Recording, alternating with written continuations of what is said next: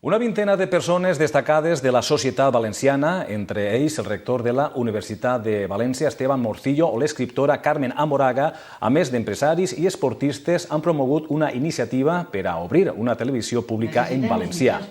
Al Consell Valencià de Cultura, ahir de vesprada, es va presentar esta iniciativa, a la qual s'han adherit nombroses persones. Tots ells donen suport a una iniciativa legislativa popular que d'ací a poc buscarà les signatures dels ciutadans. Perquè arribi a les Corts Valencianes i siga debatuda i votada pels diputats, primer haurà de comptar amb 50.000 signatures.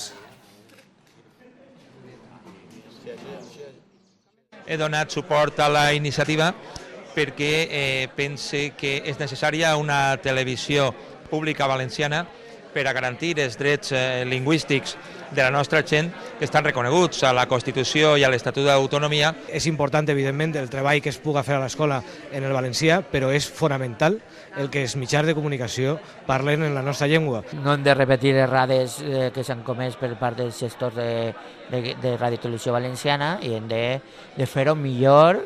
Jo crec que els valencians podem, jo he de dir als valencians que tots junts podem, siguem de les idees que siguem i que es mereixem una televisió pública i en València.